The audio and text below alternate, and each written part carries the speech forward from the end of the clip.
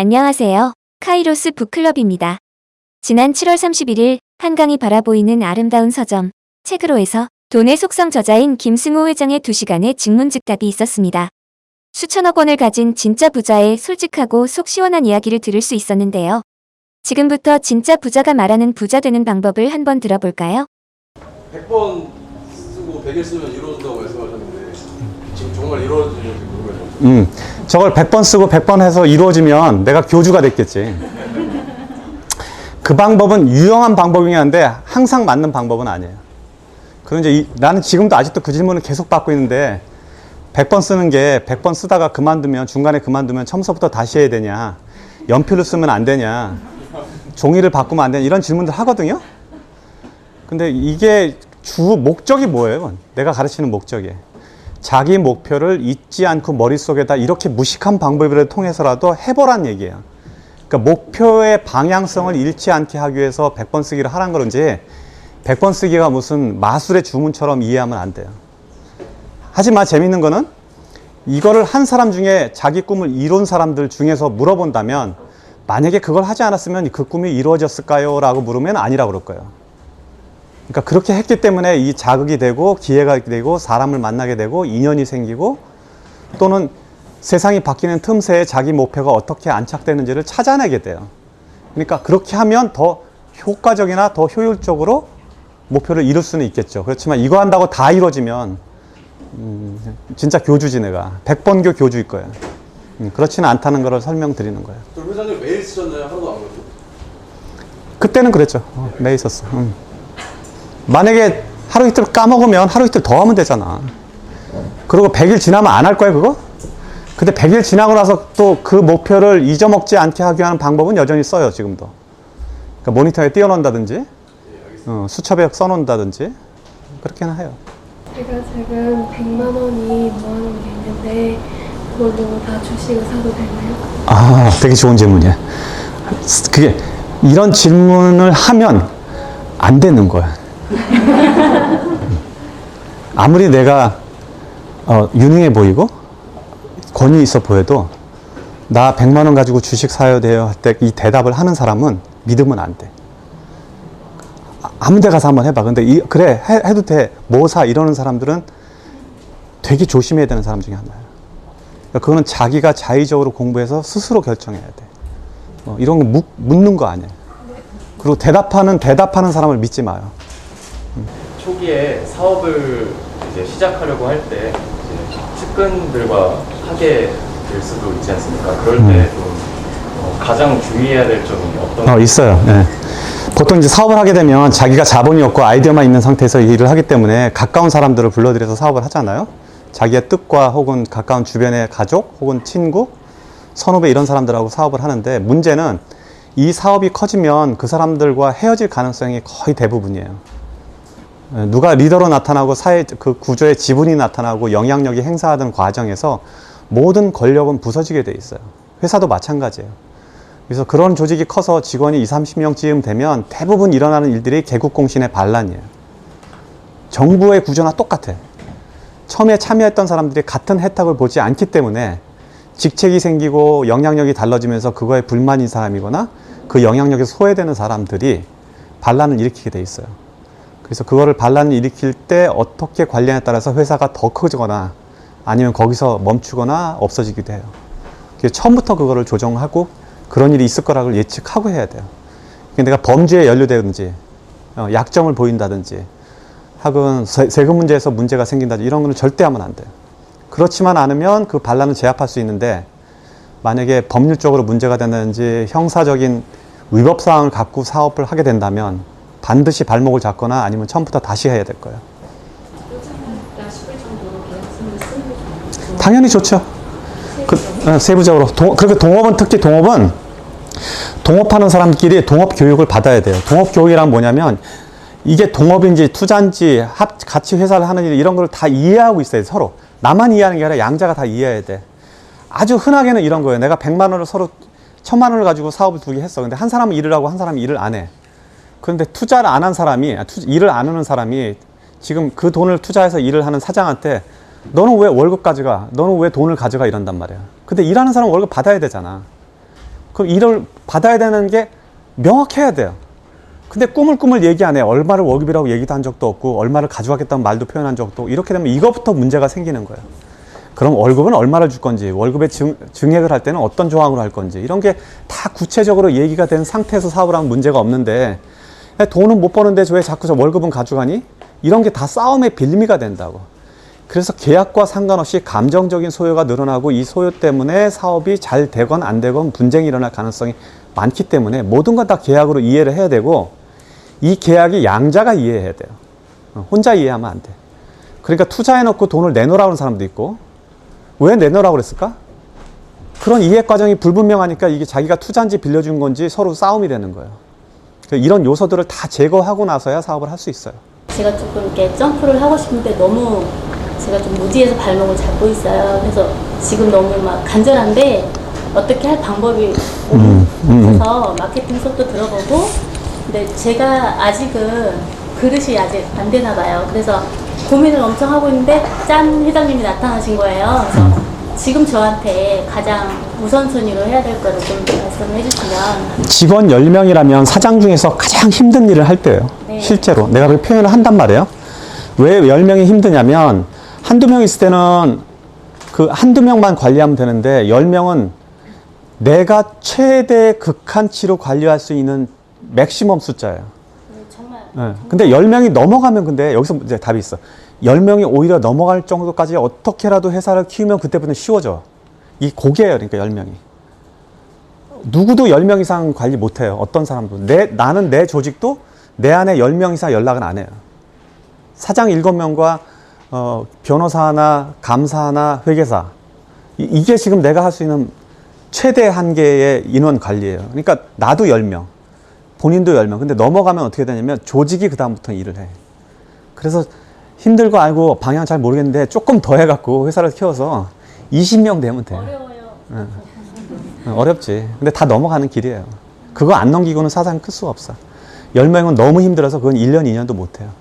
즉, 이거를 견디지 못하면 다시 5명, 2명으로 내려오던가 아니면 잘 키우면 이때부터는 증폭이 많이 돼서 순식간에 몇십 명이 될 수 있어요. 그러니까, 근데 아까 얘기한 대로 3, 40명 되면 그거 넘어가면 그 다음에 개국공신의 반란 또 일어납니다. 그때가 구숫자예요. 그러니까 고개가 한 번씩 있는 거예요. 회사는 10명에서 되게 힘들고 그 다음에 개국공신 반란 일할 때 되게 힘들고 나중에 증자와 자본 혹은 펀드들하고 일할 때 이게 막 상장을 한다든지 이 정도까지 가면 거기서 또 금융조직들하고 엄청 스트레스가 또 한 번 와요. 이게 뭐 나중에 걱정할 일이긴 하겠지만 그런 과정, 이게 산을 오르듯이 우리가 주식 오르면 이렇게 한 번에 이렇게 오르는 거 아니에요. 산 오를 때도 한 번에 안 오르잖아요. 이렇게 올라갔다 내려갔다 이렇게 하잖아. 사업도 그렇게 돼요. 그러니까 지금 봉우리 가기 전에 첫 번째 봉우리에 가장 높은 데 있는 거예요. 그거 넘어가면 괜찮아요. 조금만 더 해봐요. 지금 일단 관련 기술이나 노하우를 뭔가 이직을 통해서 좀 더 익힌 다음에 본격적으로 투자를 해야 될지 아니면 저라면 그렇게 해요. 내가 관심 사업에 있는데 내가 돈이 없으면 나는 그 큰 회사는 안 갈 거예요. 저는 대기업이나 이런 데 취직하는 거는 오히려 반대하는 편이에요. 만약에 사업을 하겠다고 마음먹으면 그러면 오히려 내가 하고 싶은 업종의 회사에 가서 그 회사를 먼저 같이 키우거나 아니면 일할 것 같아요. 그렇게 해서 돈 받으면서 공부 다 끝내고 난 다음에 그때 창업할 것 같아요.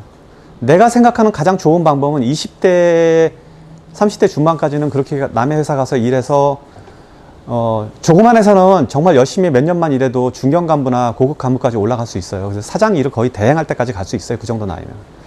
그러고 나서 30 초반 중반 때 창업하고 그래서 10년, 20년 잘 가꾸고 50 넘어가면 은퇴 준비해서 후계자 키우고 60대 나오면 돼요. 그럼 돈 하나도 안 들이고 사업할 수 있어요. 원래 사업은 돈 갖고 하는 거 아니에요. 저는 한 번도 사업을 돈 주고 사본 적이 없어요. 안 되는 회사들, 안 되는 가게들 설득해서 가져와서 그거를 개선하고 바꾸고 이러는 작업으로 다 사업을 했으니까 이게 뭐 미국 상황이 아닙니다. 여기도 똑같습니다. 안 되는 가게도 되게 많아요. 근데 안 되는 이유를 분석해 보면 아주 실없게도 그거를 주인들, 경영하는 사람들이 엄청 게으르거나 공부를 안 하거나 시장을 이해하지 못해서 실패하는 게 너무 많으니까 그런 건 여러분들이 공부를 해서 이해하면 다 가져가서 개선할 수 있는 사업들이에요. 안타까운 게 백종원 프로그램을 봐도 거기에 일하는 식당 주인들 보면 아니, 돈은 많이 벌고 싶은데 어쩜 그렇게 공부를 안 하는 사람들이 많아? 그런데 엄청 공부하러 다닌단 말이에요. 이렇게 잘하는 분들도 시도 때도 없이 공부하러 다니는 거예요. 메뉴도 공부하고 개선도 하고 뭐도 만들고. 아니 이런 분들도 한데 그게 막 어떤 때는 막 욕이 나온다니까. 그렇게 공부 안 하고 막 뭐 경제가 어떠느니 뭐 골목에 사람이 없다는 둥 이런단 말이에요. 그러니까 여러분들이 욕심을 내면 그걸 개선해서 다 사업을 할 수 있는 거예요. 그러니까 그것만 바꿔주면 되죠. 그러니까 내가 하고 싶어 하는 욕구만 생기면 사업은 얼마든지 할 수 있는 거예요.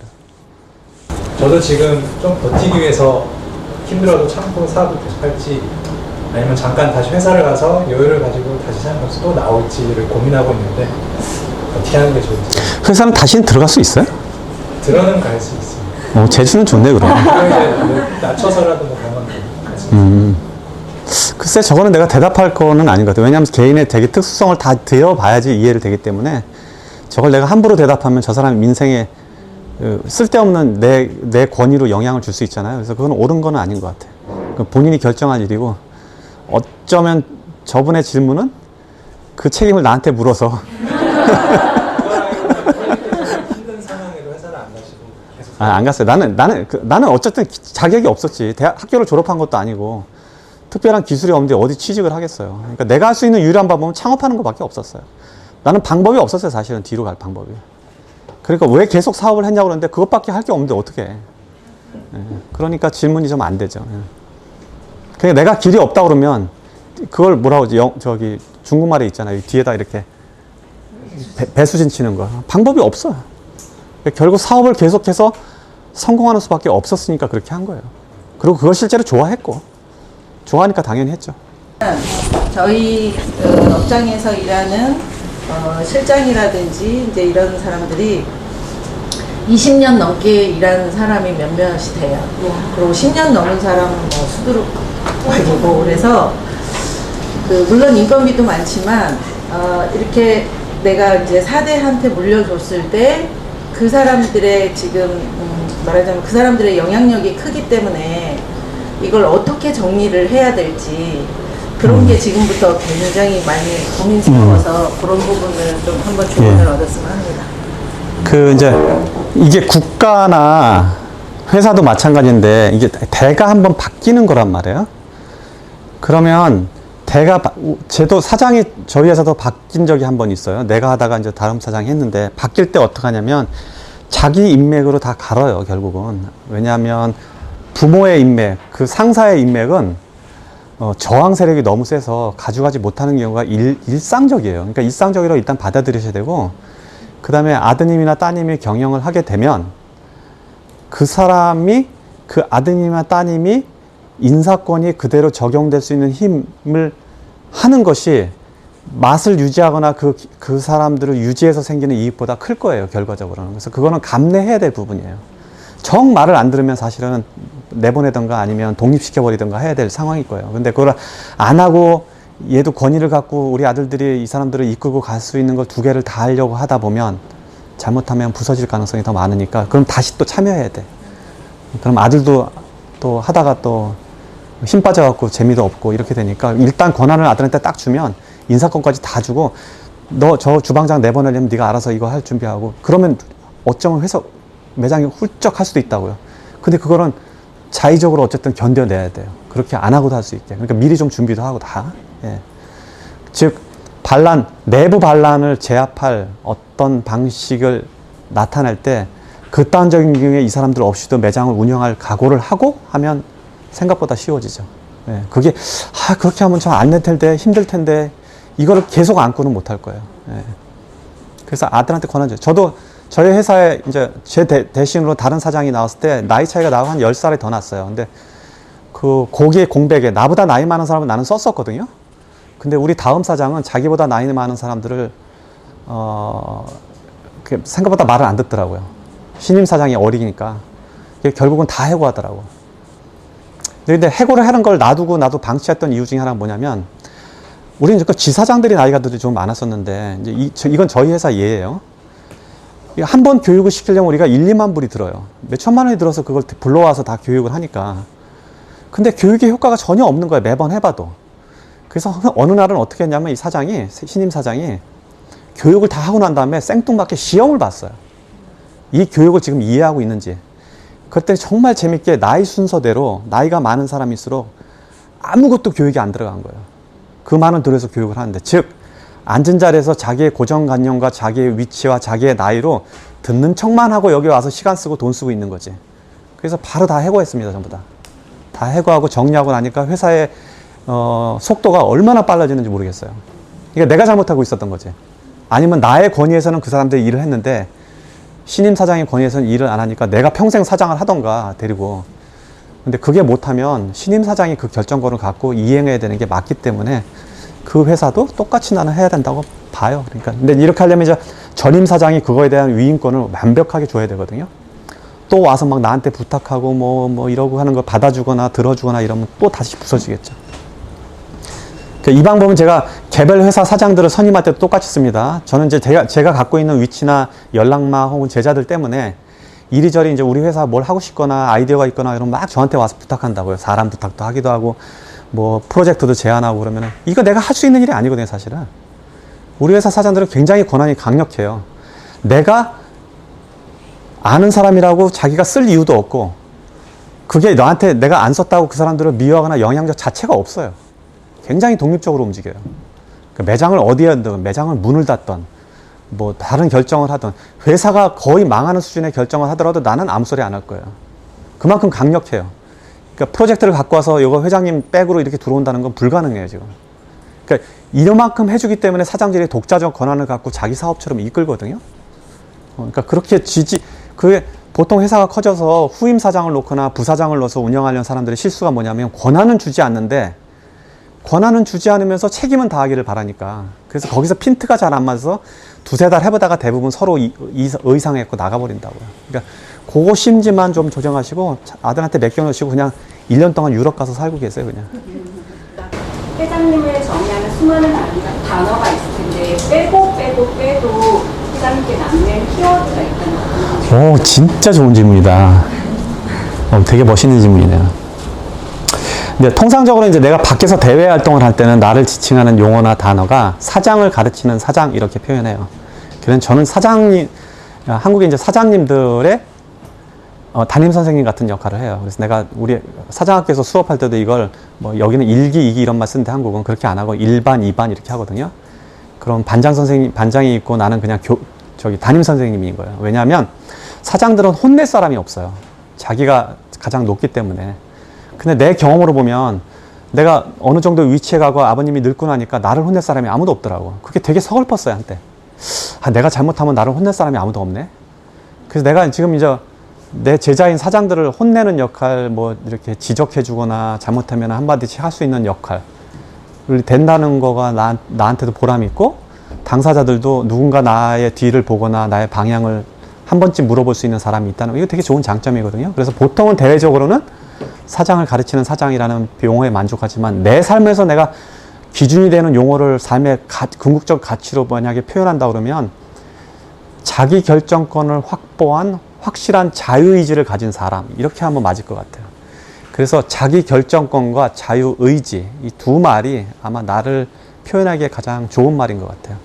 여기서 자유의지란 나는 내 스스로 무언가를 스스로 판단할 수 있는 능력이 스스로 있다고 믿는 것, 주체적인 나의 삶은 내가 결정할 수 있다고 믿는 사람. 그러니까 누구의 생각과 누구의 판단과 종교적 어떤 신념과 상관없이 독자적으로 내 스스로 내 결정이 온전히 내 거라고 믿는 사람. 그 다음에 자기 결정권은 삶에서 내가 하고 싶은 것과 하지 않는 것을 할 수 있는 자유, 하지 않은 것을, 하고 싶지 않은 것을 안 할 수 있는 자유, 내가 언제 어디든 누구와 어느 곳에라도 갈 수 있는 자유, 이 자기 결정권을 완벽하게 확보한 사람. 이건 돈 많다고 되는 것도 아니고 뭐 권력 있다고 되는 일이 아니에요. 스스로 찾아서 내 안에 내 권위, 내 인생 안에 집어넣어 준 거예요. 그거는 나를 규정하기에 가장 가치 있는 말 중에 하나라고 봐요. 좋은 질문이었어요. 하는 데 있어서 투자를 받았을 때 그 부분 어떻게 영향을 받을지. 투자를 받아도 자기 결정권을 유지할 수는 있어요. 내 아이디어가 강력해서 투자 받은 사람이 꼼짝 못하게 할 수도 있어요. 그러면 그건 상황이 아니라면 이 투자의 방식이 주인이 다른 사람이란 얘기잖아요. 그러면 본인이 주체가 아니라 직원이거나 그냥 관여자일 수 있는 거죠. 그걸 아이디어 제공자에 국한될 뿐이지. 그리고 이제 그 얘기는 조금 다른 얘기긴 한데, 사업에서 그런 거 이렇게 언제 결정권이 없거나 자기 결정권이 없는 거는 순간 왔다 갔다 할 수 있어. 문제는 내가 돈을 벌고도 이거를 계속 그러는 사람이 있다고. 돈이 많이 벌었다고 자기 결정권이 생기는 거 아니에요? 어떤 사람은 돈이 많이 벌수록 자기 결정권이 없어지는 사람도 있다고요. 해야 될 일이 너무 많고, 결정할 일이 너무 많고, 연관된 사람이 너무 많아서 꼼짝 못하는 사람도 있다고. 혹은 돈을 더 벌어야 되니까 돈 버는 게 인생 전체의 목적이 된 사람들은 아무것도 할 수 없겠죠. 그러니까 지금 젊어서는 투자와 자본을 받아서 되게 열심히 엄청 노력해서 할 때는 아무것도 내가 결정할 수가 없고 그냥 가야 돼. 그렇지만 나중에는 계속 평생 그렇게 하면 안 돼. 그러니까 나 역시 이렇게 보기에는 되게 유하게 지내는 것 같아도 미국에 가서는 거의 20시간씩 일했단 말이에요. 그 1년 내내 364.5일 일했어요. 1월 1일 날 아침에 오전만 일 안 했으니까. 설날이라고. 그리고 나머지는 휴일 없이 일했던 사람이에요. 몇 년간. 우리 와이프도 같이.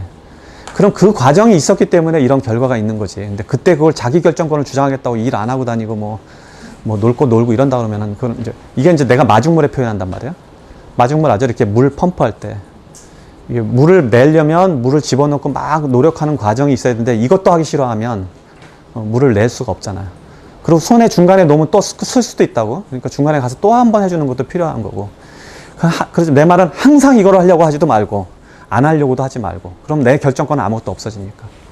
그래서 사업의 세계에 성공하더라면 나대로 해석한다면 사업에서 성공해서 하면 그 돈을 벌어서 먼저 가족을 부양을 끝내고 그 다음에 남은 자산을 가지고 내 인생에 나한테 선물하는 시간으로 돌려줘요. 내 인생의 자유를 확보하는 데 쓰라고. 그래서 내가 왜 사장을 하라고 얘기하냐면 그 사장이 중요한 게 아니라 사장을 하면은 자기 결정권을 유지할 수 있는 삶을 살기가 더 쉬워져요. 그렇지만 사장이 아니거나 남의 회사에서 일하는 사람들 그게 60 되거나 50 돼야지 가능해지잖아. 그것도 저축이 충분할 때 얘기잖아. 그러니까 이왕이면 젊은 친구들은 창업을 도전하라고 권하는 거예요. 그게 옳다 그르다의 문제가 아니라. 시간 50대 중년에게 해주실 수 있는 공연, 조언, 위로 같은 게 50대는 제가 창업하라고 권하지는 않아요. 근데 창업을 하겠다는 사람은 말리지는 않아요. 하고 싶은 사람은 해도 돼요. 그런데 할까 말까 하는 사람은 하면 안 되지. 그것도 적극적으로 나는 죽어도 해야겠다는 사람이 해야지. 그래도 성공할까 말까 하는데 젊은 사람도. 근데 50에 누가 밀어서 창업을 한다든지 의견을 듣고 창업하는 건 맞은 것 같지는 않아요. 지금은 오히려 버는 돈을 관리하고 지금 내가 부자가 되는 몇 가지 돈 관리 중에서 버는 능력, 모으는 능력, 쓰는 능력, 부풀리는 이게 다 다른 능력이라고 이야기했잖아요. 나머지 능력을 키우면 돼요. 지금은. 그래서 지금 있는 수입을 잘 관리해서 자산을 잃지 않고 최소한 물가 상승률보다는 더 벌어내는 능력만 키워도 성공이에요. 너무 거기에 막 중압감 갖고 내가 막 창업하라고 했다고 이 나이에 지금 창업해야 돼 이런 걱정할 필요는 없어요. 이 아이디어가 너무 좋고 나는 이게 내 사명처럼 느껴져 라고 해서 이렇게 이 나이에 지금 이렇게 책방을 하시는 의사 선생님도 있잖아. 이거 어떻게 말려? 내가 사실은 말렸어요 처음에. 뭐 하는 거냐고 지금. 이거 만화님 비즈니스라고 내가 막 뭐라 그랬거든. 돈 많은 사람들이 멋있는 뭐 이런 거 있잖아요. 박물관, 미술관, 책방이 딸린 커피숍 뭐 이런 거 하는 거. 그래서 혹시 그런 사람일까 해서 걱정돼갖고 말렸는데 안 말리길 그냥 내 말 안 듣길 잘했잖아요. 지금. 이런 데가 어디 있겠냐고. 근데 이런 분들은 어떻게 말려? 말릴 필요가 없잖아요. 이거는 자기의 사명이 돼버렸으니까. 그러니까 그런 경우라면 해야 돼. 근데 그 정도의 사명을 느끼가 않으면 50은 힘들어요. 혹시 그 창업을 이제 실패할 때마다 이걸 포기해야겠다 아니면 무리해서 좀 더 해봐야겠다는 이런 기준 같은 게 있어요? 기준 없어요. 내가 망하면 어디가 망하는지 사실 아무도 몰라. 그래서 끝까지 가보는 거예요. 끝까지 가봐서 확실하게 망한 데가 알았을 때 돌아오는 거지. 그리고 몇 번 실패했다는 얘기 계속 얘기하는데 다니면서 사실은 이게 나는 실패라는 인식이 없었어요. 그거는 사업에 구분해서 이걸 했다가 안 됐고 이걸 했다가 안 됐을 뿐인데 이거 개별적으로 이걸 몇 번의 실패다 확실하게 이런 건 없었어요. 그냥 내 과정 중에 하나인 거지. 성공으로 가는 과정 중에 여러 일이 일어났을 뿐이지. 아, 나는 실패했어, 좌절했어 이런 건 없어요. 아주 극단적인 경우에는 사업을 완전히 망해먹고도 몇 시간 후에 다시 또 사업체 찾으러 다녔고 제일 상심했을 때가 한 이틀 정도 상심했던 것 같아. 뭐 언젠가는 한 하루인가 깡통을 한번 주스러 다녀봤어. 돈이 얼마나 되는지. 그게 생각보다 돈이 안 되더라고요, 해보니까. 그래서 다시 사업을 하기로 마음먹고 또 사업체를 찾으러 다닌 거예요. 그래서 되돌아갈 수 없는 환경을 만들고 아까 사업을 했다는 말이 그 말인데, 나는 항상 사업에만 몰입하고 그렇게 하는 과정에 나를 계속 노출시켰었어요. 그리고 실패하는 사람들이 미리 이런 질문이 나올까봐 미리 얘기하는데, 실패하면 이게 연애에서 실패하든 사업에서 실패하든 이걸 해결하는 방법이 있습니다. 그 운동이에요, 생각보다. 간단한 게. 몸이 건강해지고 몸이 단단해지고 가슴이 두껍고 다리에 힘이 생기면 또 사업해요. 이건 자본의 문제도 아니고 인연의 문제도 아니고 아이디어 문제도 아니에요. 그냥 내 몸이 건강하면 무언가를 하고 싶어하는 마음이 들게 돼 있고 그곳에 아이디어를 찾아서 또 실현해 보면 되는 거예요. 그러니까 끊임없이 부딪혀 보는 거지. 단지 하나 조심할 건 뭐냐면, 실패하더라도 동일한 방법으로 실패하는 것만 벗어나면 돼. 한 번 실패했는데 같은 방법으로 또 실패하는 사람이 있다고. 그건 이제 무능하거나 아니면 영리하지 못해서 그런 거예요. 그러니까 그것만 개선해 나가면 모든 실패는 다 나한테 어마어마한 경험이 될 거라고요. 지금 내가 되돌아서 생각해 보면 나의 모든 실패는 더 이상 내가 자본이 생기고 회사가 커진 다음에 똑같이 겪을 실패들이 분명 그 안에 숨어 있었는데 이미 다 예방주사 다 맞은 거예요, 나는. 그러니까 내가 무슨 무모한 투자라든지 돈을 많이 번다는 투자라든지 이상한 제안이라든지 혹은 신사업이라든지 이런 거 안 하는 이유가 뭐냐면, 그거를 이미 젊었을 때 다 맞았거든. 그래서 나는 빠르게 돈을 버는 거에 전혀 관심이 없어요. 돈은 천천히 오래 좋은 돈으로 모으는 게 진짜 좋은 돈이라 생각하거든. 그래서 뭐 비트코인, 우리 애들은 비트코인을 40불 때 50불 때 샀거든요.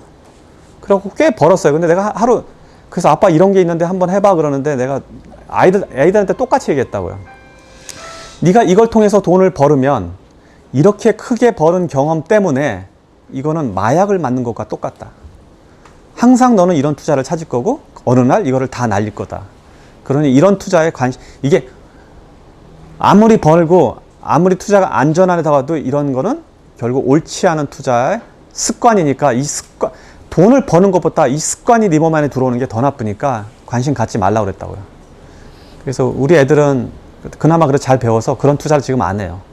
그러니까 즉 배당 이익을 받는 정도의 형태의 비즈니스를 찾고 그런 회사들에 투자하고 이렇게 합니다. 실질적으로 정말 회장님이라는 분 지금 처음 뵀습니다. 근데 저한테는 꿈이 있습니다. 근데 회장님이라는 분들도 꿈이 있는지, 그리고 그 꿈이 무엇인지 여쭤보겠습니다. 있죠. 다 있겠죠. 경영자들은 대부분 꿈이 계속 커져요. 그리고 경영자들끼리 서로 경쟁을 한단 말이에요. 근데 내 경우는 좀 다른 것 같아요. 나는 사업을 하는 이유가 되게 명확하거든요. 돈 벌려고 하는 이유가 굉장히 명확한 사람이에요. 그러니까 매번 설명하고 다녀요. 가족 부양하고 나한테 자유를 주기 위해서 사업하는 거기 때문에 그 목적을 이루기 위한 거고, 그 목적 밖으로 내 시간과 경비와 돈을 쓰려고 하지 않아요.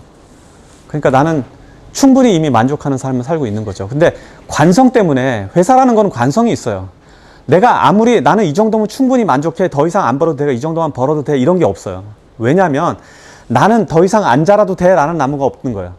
나는 더 이상 안 자라도 돼, 괜찮아, 여기서 있어도 좋아 라고 하지만 다른 나무들이 자라면 나는 햇빛이 거려갖고 내가 죽게 된다고. 즉 성장하지 않는 것이, 작년보다 성장하지 내가 않는다면 이거는 내가 성장을 정지되거나 유보되는 게 아니고 죽는 거야. 옆에서 자라서 다 싸버리니까. 그래서 같이 나도 커야 되는 거지. 그 최소한 다른 회사가 성장하는 비율에 맞춰서 성장 속도가 있지 않으면 나는 없어질 거라고, 내 모든 것이. 그러니까 그거에 대한 욕심 정도는, 그 정도 욕심은 내가 항상 사업에서는 갖고 있다고. 그렇지만 이게 막 더 벌어서 이게 몇백억, 몇 조 이렇게 벌어야 할 수는 있다고 생각이 드는데, 그러려면 청년 시대에 30대, 40대 했던 욕심을 똑같이 또 부려야 된다고. 그럼 가족이고 뭐고 다시 또 완전히 관계가 다 부서질 거고, 내가 갖고 있는 어떤 이렇게 삶의 가치 기준도 흔들어야 되니까 그럴 만한 필요가 있을까라고 생각해서 지금은 그렇게까지는 안 하는 거예요. 그렇지만 여전히 돈을 벌고 이런 건 관심이 많이 있죠. 당연히 그걸 유지해야 되니까. 회사는 하나 가졌다고 절대로 만족 안 합니다, 사람들은. 한번 프랜차이즈 시작한 사람들은 절대로 100개에서 만족 안 합니다. 그게 사람의 속성이에요. 그러니까 그냥 그렇다고 이해해야 돼요. 그리고 저렇게 젊은 친구들이 사업한다고 저렇게 덤비는 거 보면 너무 기특해요. 부모가 혹시 걱정하고 이랬을지 모르겠는데, 내가 부모라면 너무 자랑스러울 것 같아요, 저런 거.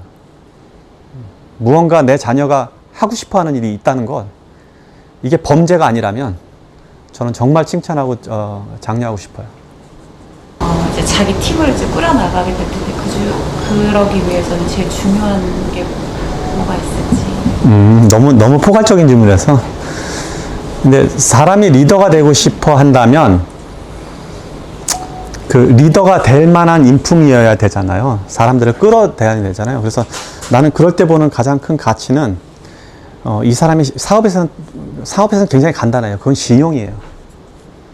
내가 사업가로 성공하고 싶다면 품성은 오히려 두 번째가 될 수도 있어요. 저 사람이 약속을 정말 잘 지키고 어떤 일이든 약속을 지키겠다고 하는 사업가라면 사업은 일단 성공할 거예요. 행복한지는 모르겠지만. 그래서 만약에 누군가를 데리고 혹은 자기 사업을 하겠다고 마음먹는 사람은 신용의 문제에 있어서는 절대 놓치지 마세요. 그리고 신용은 여러 가지 나타나요. 제일 첫째가 약속 시간을 지키는 것. 만약에 여러분들이 건설업 혹은 뭐 수리하는 이런 사업을 하겠다고 쳐봐요. 지금 이런 사람들과 일을 하는 이런 일반 가정집이나 뭐 이렇게 할 때 제일 문제가 뭐냐면 이 사람이 몇 시에 오는가 하는 문제란 말이에요. 시간 약속을 지키지 않는 것. 그러니까 이것만 내가 개선하는 아주 되게 유능한, 이것만 개선해서 정말 약속을 잘 지키는 플럼빙, 뭐 수리 기사가 있다고 치면 이 사람은 그거 하나 가지고도 시간만 잘 지켜도 어마어마하게 성공할 거야. 그러니까 이렇게 시간을 잘 지키는 거, 내가 약속한 금액은 반드시 갚아내는 것. 혹시 실수를 해서 못 갚아도 그 갚겠다는 의지를 보여주고 그거를 적극적으로 내 약속을 지키려고 노력하는 사람이라면 어떤 사업도 성공할 수 있어요. 그리고 이제 부하 직원들을 다룰 때는 다른 얘기인데, 부하 직원을 할 때는 그 약속이 일정한 성품이 합쳐져서 저 사람이 내가 따르고 믿을 만한 사람이라는 걸 줘야지 함께 가요. 그러니까 사업가로서는 신용이고, 그 다음에 부하 직원과 같이 동료에게서는 믿을 만한 그 인격체가 이루어야지 가능해지겠죠. 예. 다른 분야의 사업을 하게 되면 그 부부로서 사업을 하는 부부에게 해주고 싶은 조언. 일단 둘이 부부라고 가정하고 이야기를 할게요. 남자에게 부탁하고 싶은 것은, 이제 이거 다 벌써 아는 사람 다 있어. 남자에게 부탁하고 싶은 것은 사업을 해서 돈을 벌면 그 돈의 반을 아내한테 주세요. 반의 지분이 아내한테 있다고 생각하세요. 벌은 돈의 반을 매년 생활비 물론 줘야 되고 그건 별개고, 이익의 반을 아내한테 주라는 얘기예요. 왜 주냐면 이게 본인에게 엄청 이익이야. 두 가지 측면에서 이 얘기야. 하나는 이 집안의 재산이라는 거는 뭐냐면, 이 집안의 재산이 늘었다, 우리 가족의 재산이 늘었다는 거는 내 회사에서 벌은 돈은 내 돈 아니야. 이게 언제 사라질지 언제 없어질지 모르는 돈이야. 즉 배우자한테 옮겨왔을 때가 그게 최종 재산이야. 그러니까 나는 돈 벌어 사업해서 우리 가족의 재산 늘리려고 사업하는 거잖아. 그러니까 그 반을 아내한테 주세요. 그래서 아내가 그 돈을 관리하게 해줘. 대신 이혼할 생각이 없고 아내가 사치하지 않는다는 조건 안에. 그러면 문제가 없어요. 두 번째 이득은 뭐냐면, 그렇게 반만 주면 밖에 나가서 뭐 하고 다녀도 아무 소리 안 해. 일단 돈은 주니까. 이게 남자가 사업할 수 있는 가장 큰 힘이에요. 즉 배우자의 지지를 얻어야 되는데 배우자의 지지에 얻는 가장 효과적인 방법이에요. 그러니까 돈 벌면 지금 결혼하기 전에 증서 교환하라고. 그래서 그럼 제가 지금 질문 드려도 돼요? 그러니까 우리 남자친구도 사업을 하고 저도 제 개인 사업을 하고 있는데, 제가 생각했을 때는 자기가 더 벌어? 그랬을 때, 결혼했을 때 저의 자산도 50%를 아니야. 그건 아니에요. 아니야. 여기서 문제. 여자분은 남편한테 줄 필요가 없어요. 이유는 뭐냐면, 집안의 재산이라는 건 여자한테 옮겨갈 때는 그 집안에 머무는데, 남자한테 가면 딴 여자한테 가거나 사업체로 들어가. 그러니까 줄 필요가 없는 거예요. 그러니까 여자는 벌어서 다 가져가고 남자는 50%를 줘야 돼. 들었지? 오늘 잘 왔지? 근데 이게 남자한테 되게 좋은 거예요. 그래서 나중에 왜냐하면 투자라는 걸 투자해서 내가 생각하기에 돈을 더 버니까 자꾸 회사가 성장하면 계속 투자만 하게 된다고. 이거는 도박장에 들어간 남자랑 똑같아. 지금 100원 넣는데 200원 나왔네? 200원 넣는데 400원 나왔네? 막 신난 거예요, 사업하다 보니까. 뭐로 내가 밖에서 저축하겠어? 여기다 400원 넣으면 또 800원 나오는데. 이렇게 하면서 막 투자하다가 한 날 문제가 생기면 전체를 다 잃어버리게 된다고. 근데 조금씩 빼놓으면 좋잖아. 200원 벌었으면 100원 빼놓고, 300원 벌었으면 150원 빼놓고, 당신이 좀 갖고 있어. 이렇게 하고 정말 힘들어지면 여보 그 정도 나 좀 줄래? 한번 그렇게 하면 되는 거야. 그럼 또 사업할 수 있잖아. 이게 근데 이런 얘기가 잘 안 먹히는 게 30대는 지금 안 먹혀요. 40대면 저절로 알아서 하게 돼요. 왜냐하면 더 이상 사업할 기회가 없거나 내 자산이 노후에도 나한테 보장이 돼야 되니까 이게 저절로 배우는데 30대, 20대 성공하면 이게 무슨 소리인지 잘 모르고 지가 알아서 다 하려고 그런다고. 그러니까 처음부터 약혼녀하고 그걸 정해서 서류로 해서 변호사 여기 혹시 있어요? 오늘 나갈 때 서류 좀 하나 써줘서 공증 받아줘요. 꼼짝없이 오늘 걸렸다 이제. 선호 폭스라는 사명의 메시지와 그 다음에 에피소드가 있으면 좀 알고 싶고요. 그 다음에 두 번째는 6억을 승납조건으로 인수한 회사가 지금 1조 매출을 앞두고 있는데 특별한 그 경영 노하우가 있을 것 같아요. 책에서 없는 그걸 좀 듣고 싶고, 세 번째는 저희가 이제 회사를 운영하다 보면은 굉장히 분쟁이 많이 생겨요. 근데 이게 제가 이렇게 분쟁을 일으키는 것보다는 상대방이 잘못해가지고 분쟁이 나는 경우가 많은데, 우리 회장님 책에 보면은 분쟁이 한 건도 없었다. 그 부분이, 그러면 우리 회장님께서 다 그 피해를 고스란히 안았을 거라는 생각이 들거든요. 그 부분에 대해서. 오케이. 나 이제 저렇게 질문 3개 받으면 다 잊어먹거든요. 지금 막 기억하냐고 애쓰고 있어요. 우리 회사 이름은 저희 와이프 별명으로 만들었어요. 저희 그 와이프 집안의 이름이 성이 백씨인데, 백씨 여자들은 대부분 그 백여우라는 별명을 갖고 있습니다. 근데 저희 처가 들어보니까 옛날에 백여우라는 별명을, 여우라는 별명을 되게 싫어했나 봐요. 성격 되게 밝고, 근데 한국에서는 여우라는 별명이 약간 깍쟁이의 뭐 얌체 이런 느낌 있잖아요. 그래서 별 안 좋아했었는데, 그래서 그 얘기를 내가 기억하고 있었거든요. 그러다 우리 회사 이름을 그걸로 지어버리면 차라리 단점이 그냥 공개된 장점이 돼버리니까 재밌지 않을까 해서 했는데, 처음에는 시큰둥하더니 이제 회사가 커지니까 되게 좋아하더라고요. 그래서 자랑스럽게 지금 요새는 백여우라고 하고 다니고, 재미있는 거는 우리 회사 직원, 여직원들이 전부 다 자기를 백여우라고 그래. 그래서 이제 이게 유명해지고 인정을 받으면 별명도 장점이 되는 이런 게 있더라고요. 그래서 이제 회사 안에 스토리 안에 그게 이제 공개적으로 알려져 있고, 또 마지막 질문 중에 보면 왜 분쟁이 없어? 분쟁이 없을 수는 없는데, 저는 분쟁을 미리 막는 쪽에 좀 고민을 해서 회사를 세팅한 역량이 있어요. 그러니까 우리는 계약서에는 굉장히 무서운 계약서예요. 점주하고 계약은. 미국 법이 원래 그래요. 우리는 점주가 잘못하면 현장에서 바로 그냥 경찰 불러서 점주를 내보내버려요.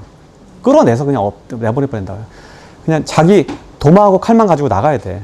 되게 강한 규칙. 왜냐하면 나는, 여기는 그렇게 하면 위법인데, 미국은 전체 균일성을 유지하기 위한 거에 규칙에 위배되면 이게 법률적으로 그렇게 해도 전혀 상관이 없다고요. 이건 경찰 권력과 똑같아요. 본사라는 게. 내가 공항에 들어가야 되는데 나는 그런 사고 칠 리가 없는 사람이니까 나는 검사 안 받겠다고 들어가는 사람이 있으면 어떡하겠어요. 그러니까 우리는 동일한 검사 기준을 다 대고, 이 검사 기준에 못 미치면 이 사람의 손실이 다른 사람의 손실과 이어지기 때문에 이걸 관리를 한단 말이에요. 아주 냉정하게. 자, 그러면 어떤 사람들 매장을 뺏기고 도망갈 수 있다. 뺏기고 그냥 자기 전 재산을 날릴 수도 있다고요. 위생검열에 걸린다든지 뭐 문제가 생기면. 그러면 자기가 실수했더라도 얼마나 나를 원망하겠어. 근데 이제 이런 경우조차도 저 사람이 먹고 살 수 있는 방법을 비공식적으로 만들어주는 거예요. 그 매장을 뭐 매각을 할 수 있게 도와준다든지, 뭐 자기가 아는 측근한테 이렇게 옮기게 한다든지, 이런 방식을 써서 원하는, 가능하면 얻게 하고, 나가는 직원조차도 뭐 매장을 준다던가 혹은 다른 혜택을 줘서 본인이 설령 잘못해서 내가 잘못한 게 전혀 없더라도 그쪽에서 생각해보면 그럴 수 있는 부분들이 있단 말이에요. 그거는 그냥 상식적으로 받아줘 해결해 주는 거예요. 그러면 분쟁이 거의 없어져요. 프랜차이즈 분쟁은 대부분 점주하고 일어나요. 고객하고는 잘 안 일어난다고. 그러니까 그런 문제들이 저희 내부에서는 좀 없죠. 그리고 이런 건 전체 내 삶에 대부분 연결돼 있다고요. 그리고 영리하게 이런 게 분쟁이 안 걸리는 방법은 뭐냐면, 결국 욕심을 배제하면 거의 없어져요. 내가 특이한 욕심을 더 내고 뭐에 감정적으로 대시할 때 나오는 일이기 때문에, 나는 그냥 무난한 사람이다. 제 방식의 경영 방식을 저는 저 나름대로 노자 방식이라고 그러거든요. 있는 듯 없는 듯 하는데 하는 거. 이걸 무의라고 그런단 말이에요. 아무것도 안 하는 것 같은데 다 하는 것. 이게 무의예요. 나는 우리 여기 한국에 있는 회사에 아무것도 안 해요. 그런데 냉정하게 그럼 다 하고 있는 거예요. 왜냐하면 다 하게 만들었잖아, 우리 사장들이. 사장들이 알아서 죽으라고 일하게 만들었단 말이야. 어제도 어느 사장 하나 만났는데 사실은 월급이 1억이 되는데 급여가 1억이에요 지금. 근데 우리 회사에서 제일 적게 받는 사장이에요. 근데 시간당 계산하니까 14,000원이라고 그래. 1억인데도. 그럼 얼마나 많은 일을 하는 거야. 그러니까 나는 아무것도 안 한 것 같지만 14,000원에 지금 사장 일을 하는 사람을 시간당 지금 고용한 꼴이란 말이에요. 물론 이제 이게 회사가 커지고 배당을 받고 어떻게 하면 더 커지고서 자기의 역할이 나오지만 어쨌든 그런 사람을 어디서 구할 수 있냐고. 그러니까 무의의 방식으로 일을 하는 것. 그러니까 분쟁이라든지 역할이라든지 그런 거를 저는 그렇게 해요. 그리고 이게 다 써먹을 수 있는 거냐? 그건 아닙니다. 디테일한 회사의 경영과 방침에 따라서는 사장은 굉장히 강압적으로 혹은 독재적으로 움직여야 되는 게 맞을 때도 있고, 저처럼 사람들에 대해서 싸우거나 혹은 뭐 논쟁을 하거나 아니면 야단을 치는 거에 능숙하지 못한 사람은 그렇게 나처럼 해도 돼요. 그래서 여러 방식으로 나올 수 있다고 합니다. 중간 거는 얘가 잊어먹어서 얘기 못하겠네. 유곡에서 예. 15년 만에 1조. 근데 이게, 예, 그건 되게 간단한 거예요, 생각보다. 지금 50억 정도 하신다고요? 아니, 50억을 이제 넘으려고. 넘으려고? 50억대쯤 왔죠. 그 이제 이렇게 사업을 해보면 이거 사업이나 사업의 목표나 돈 모으는 거 다 똑같아요. 뭐냐면 처음에는 이게 1, 2, 3, 4 느는 것처럼 보이지만 어느 순간에 배수로 듭니다. 그래서 실제로는 1, 2, 4, 8, 12, 16, 24 이렇게 늘어요, 사업은.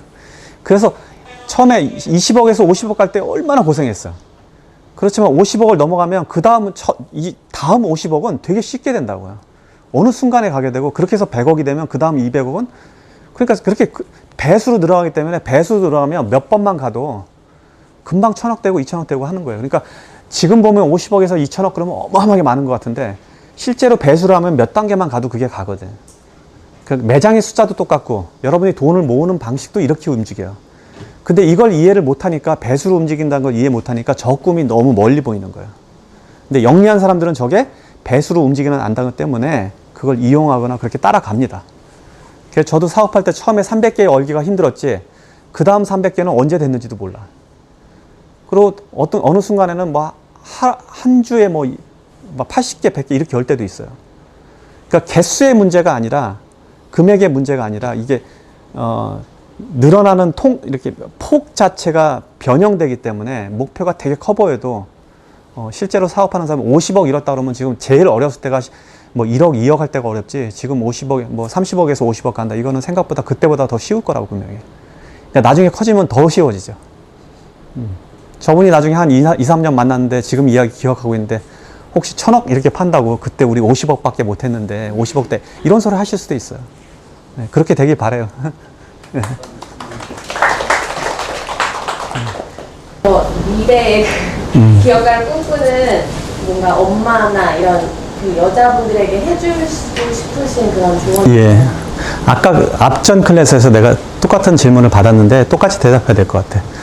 저는 현대사에서는 특히 요즘 사회에서는 명백하게 여자들의 장점이 있어요. 여성 사업가들의 장점이 뭐냐면 남자들은 보면 사업을 의리, 인맥, 저녁, 술자리 이런 거에 기대는 사업가들이 꽤 있어요. 생각보다 지금도.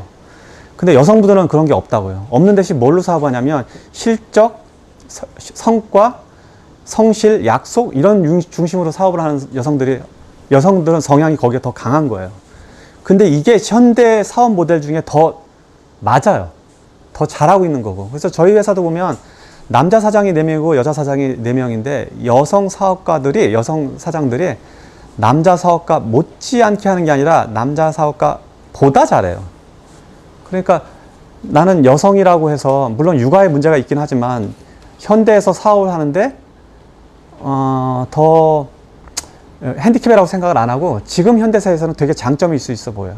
그러니까 저도 사업 파트너들이나 거래처가 정확하게 약속을 지키고 좋은 상품을 내놓고 하는 것이 좋지 영악하게 인맥 와서 어쩌고 엉겨붙고 이런 거 되게 싫어하거든요.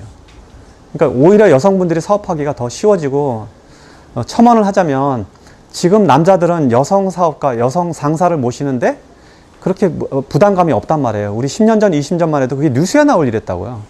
자기 위에 여사 상사가 있다는 거, 여성 사장을 모신다는 거는. 근데 지금은 남성분들이 여성들이랑 굉장히 일을 잘 하는 편이거든요. 그게 이제 남녀 구분이 직업의 영역에서 지금 많이 사라지고 있고 그렇게 생각하는 사람들은 이제 이게 마초처럼 느껴지는 게 있잖아요. 그래서 나는 여성 사업가들이 현실적으로 훨씬 더 많은 사업 성과를 내는데 모자람이 없다고 보고 응원하는 편이에요. 그래서 용기 가지시기 바라요. 뭘 하든 간에. 이걸 제일 자기 와이프가 사업가로서 가장 부족하다고 생각하는 사람, 이렇게 이 여자가 사업가로 가장 부족하다고 생각하는데 보통 남편들이더라고. 그러니까 남편이 자기 와이프를 제일 모르는 거예요, 보면은. 근데 제 주변에는 이혼을 했거나 혼자 살거나 그런 일을 이혼했거나 혼자 사업하는 사람, 여성 제자들 중에 남편의 지지와 전 남편의 혹독한 평가에도 불구하고 엄청 사업을 잘하는 사람들이 있어요. 그 남편만 인정 안 하는 거지. 전 남편만. 정말 잘하는 사람들 많아요. 그래서 걱정하지 마시고 애 뭐 둘이 있는 거는 뭐 애 데리고도 일은 할 수 있으니까 잘 찾아보기 바라요. 예. 어떻게 그 시간을 견뎌내셨을까요? 속이 탔겠죠. 뭐. 나라도 그건 쉽지 않았을 것 같아요. 우리 가족에서도 우리 부모님이 이제 부모님이니까 어쩔 수 없이 저 아들이 될지 안 될지 모르지만 그렇다고 안 된다고 하거나 뭐 지지를 안 할 수 없는 상황이니까 해줬을 거고 유일하게 남았던 그래도 와이프인 거거든요. 근데 가족 중에 한 명이라도 지지자가 남으면 사업은 할 수 있어요. 또 할 수 있어요. 그러니까 우리 동생들은 나 되게 반대하고 약간 정말 지금 못에 박힐 만한 서운한 소리도 듣고 특히 조금 더 먼 직전들은 정말 아직도 뼈에서 갈겨내지 못하는 그런 말들을 기억하고 있어요. 근데 재밌는 거는 사업에서 성공하면 그 원수를 다 갚을 수 있어요. 그 원수 어떻게 갚느냐면 그때 그렇게 했던 사람들을 다 도와주면 돼. 저는 그렇게 원수를 갚았어요. 그러니까 그때 되게 인정 없는 평가를 낼 때는 우리 이모부한테는 매년 2번씩 자기 자식들보다 더 많은 용돈을 주고 또 부모님이 뭐 날 비난한 건 없지만 이렇게 동생들도 다 사업을 할 수 있게 해서 다 사장 자리에서 지금은 다 부자로 살 수 있게 다 만들어주고 이런 거는 이게 나를 욕하려고 하는 거 이렇게 가족들 안에서도 일어나는 비난은 실제로는 나도 할 수 있는 일이거든요. 내가 만약에 거기 안 한다 그러면. 그러니까 그거를 너무 가슴에 담아서 막 상출해서 원수를 정말 진짜 원수를 갖겠다고 덤비는 게 아니라 그 갚는 방식을 다른 방식으로 하면 가족 전체의 리더가 돼요, 제가. 그러면 지금은 완벽하게 가족의 리더란 말이에요, 내가. 그러니까 우리 부모님이 나를 어려워할 정도로. 그 이야기는 뭐냐면 내가 겪었던 모든 비난과 비난이나 혹은 이렇게 인정하지 못했던 부분들을 해결해내고 난 다음에 그거를 악심으로 이걸 되갚는 게 아니고 다른 방법으로 되갚음으로 인해서 집안 전체가 화목하게 되는 과정인 거예요. 그러니까 돈을 버는 사람은 그렇게 해주면 가족까지 지킬 수가 있어요. 대부분 그렇게 하면 다 돌아와요. 원수를 돈으로 갚으면 다 돌아와. 그러니까 나중에 혹시 자기한테 그런 일이 있었을 때 여기저기 이런 소리 하고 뭐 오빠라는 사람이 어쩌면 나한테 이렇게 할 수 있어 막 이러고 막 덤비지 말고 돈 다 갚은 다음에 오빠 차 사주면 아니면 오빠의 와이프한테 뭐 이렇게 잘해주면 진짜 자기를 존중하게 될 거예요. 부모님은 말할 것도 없고. 아예 스노우박스 도시락 담당자님 이런 분하고 말을 하면 괜찮을 것 같은데 지금 제 선에서 그분들을 어떻게 찾아가서 만날 수 있을지. 아니 그걸 왜 어려워해? 그냥 연락해. 근데 번호도 없고 뭐 아는 게 없으니까. 저게 지금 잘못된 거. 저건 지금 혼나야 돼. 나한테 직장에 취직 부탁하는 젊은 친구들이 가끔 있어요. 그 회사에서 일하고 싶습니다. 근데 그 다음 질문이 뭔 줄 알아요? 어디로 전화해야 돼요? 회사가 어디에 있어요? 내가 그런 친구를 어떻게 취직을 시키겠냐고. 우리 홈페이지 있을 거 아니야, 회사에. 아니면은 그 사장 이름 정도는 찾을 수 있을 거예요, 검색해보면. 그럼 인스타나 뭐 페이스북 뒤져보라고. 연락하면 되지. 내 것도 내 그 페이스북이나 인스타 보고 온 거 아니야, 지금. 실제적으로 몇 분한테 그렇게 했는데 제 거를 읽지도 않으시더라고요. 뭐 이미 유명하시니까 그런 거 같은데. 아니야, 유명해서 그런 게 아니라 그 편지의 내용이 유혹적이지 않았을 거예요. 다 보긴 다들 봐. 보는데 안 본 척 하는 거예요. 왜냐면 그런 연락하는 사람이 많거나 거기에 핵심적인 내용이 이 사람을 만날 만한 이유가 없다고 이미 판단하면 못 본 척 하지. 그러니까 또 보내고 찾아가고 해. 그 정도 배짱은 있어야지. 본사가 어딘지 막 뒤지고 그래갖고 문 앞에 서 있다가 만나고 해야죠. 그럼 다 만나줘요, 그렇게 하면. 아니면 이게 또, 난 이제 젊은 친구들 이래. 인맥이라는 게 있다고. 그 인맥 되게 중요해. 이런 교육을 하는 집단, 조직 이런 게 있다고. 여기 60이지만 누나하고 찾아와갖고 지금 전화번호 받으라고. 얼마나 막강한 인맥인 줄 알아요 지금? 여기 프랜차이즈 여기 한국에 있는 웬만한 사장들 다 동생이야. 조스 떡볶이 뭐 없어 다. 전부 다 야할 수 있는 요리. 빨리 전화번호 받아. 인맥이라는 게 있으니까 그런 데 가서 공부하고 서로 어울리고 하세요. 그러면 공부할 거 많아. 실패하시고 짠 성공을 했을 때 가장 하고 싶었던 일이 어떤 거였는지. 아니, 짠 성공할 때가 하고 싶은 거지. 그럼 그러니까 내가 이렇게 이건 정말 재밌다 하는 건 뭐냐면 다른 사람이 다 안 된다고 하는 거를 자기가 이뤄냈을 때 이거보다 더 통쾌한 쾌감 없어요.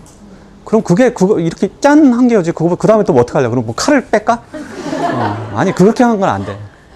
거기까지면 돼요. 거기까지면. 근데 신랑이라든지 혹은 뭐 직원들 혹은 뭐 친구들, 특히 사업 안 한 친구들은 막 하지 말라고 막 하잖아. 네. 2개면 됐다, 뭐 이렇게 고생하니 막 이런 별소리 다 할 거란 말이에요. 그런데 만약에 예를 들면 매장을 한 100개쯤 가졌다고 쳐봐. 떡볶이 매장. 아무도 아무 소리 못 할 거야. 지금 내가 적당히 성공하면 별 얘기가 다 들려. 그렇지만 확 성공해버리면 아무도 뭐 얘기 못 해요. 그러니까 원래 천석구는 비난을 받는데 만석구는 존경받는단 말이 있어요. 그러니까 만약에 그런 소리를 하면 확 또 성공해버리면 돼. 그럼 남편이고 뭐고 없어 그냥. 그러면 언제부터 그렇게 쿼터 법칙을 그렇게 하는지. 비슷한 질문이 앞전에 있었는데 쿼터 법칙이라는 건 뭐냐면 모르는 사람이 얘기했어. 나는 내가 버는 사람의 동일한 수준의 사람들에 비해서 25% 수준에서 소비를 한다는 제 규정이에요. 그래서 내 부가 안전하게 계속 유지될 수 있기를 바라는 마음으로 그렇게 해요. 그런데 소득이 200만 원인 사람은 쿼터 법칙을 하면 그러면은 50만 원 갖고 살아야 되잖아. 그건 안 되지. 엔겔 지수라는 게 있잖아. 그게 어느 정도의 수준에 가서. 그러니까 표준 엔겔 지수는 넘어가야죠. 처음부터 그렇게 하면 어떻게 살아? 그러니까 엔겔 지수 이상의 때는 어쩔 수 없는 거고. 그런데 뭐 소득이 한 5천만 원 됐다 그러면 뭐 한 50% 수준에서 헬프 수준에서 살다가 한 뭐 1억 됐다 그러면 1억, 2억 되면 4분의 1로 살아도 되잖아요. 그러니까 꽤 부자가 돼도 아직 부자로 살면 안 되는 거예요. 이유를 내가 설명할게요.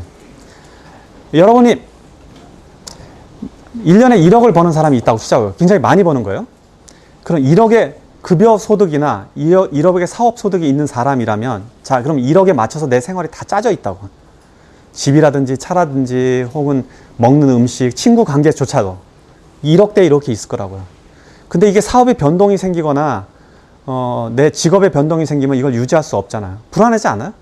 그래서 언제 1억에 살아야 되냐면 지금 내 수입이 현재 내 노동으로 벌어지는 돈이 1억일 때 1억으로 살면 안 돼. 언제 1억이냐면 이 노동에서 벌어진 잉여 자본이 어디에 투자돼 갖고 투자해서 나온 이익이 1억이 될 때까지 기다려야 돼. 그러니까 그때까지 계속 나는 1억 소비 수준에 1억 소득이 있는 사람의 수준으로 살고 싶어. 그러면 잉여 자산에서 나오는 돈이 1억이 될 때까지 기다렸다가 1억이 되면 그때 그렇게 살면 돼요. 그러니까 즉 꽤 많은 돈이 필요한 거예요. 어디서 우리가 잉여 자산으로 1억을 벌려면 거의 30억, 40억 정도가 뭐 건물에 투자된다는 거나 아니면 배당위로 보면 한 60억 정도의 어디 배당이 나오는 데다 하지 않으면 1억이 안 나온다고. 그럼 즉 여러분들의 돈을 벌어들이는 거는 내 노동과 아니면 사업체에서 벌어들이는 건 내 시간을 써서 버는 돈이라고. 내 시간이 내가 일하지 않으면 안 벌어지는 돈을만 가지고 전체 수입으로 계산을 해야 돼요. 이야기가 되는지 모르겠어요. 그러니까 즉 잉여 자산이 만들어지는 게 내 온전한 수입의 형태라고 보고 거기에 내 소득 수준을 맞추면 평생 부자로 살겠지.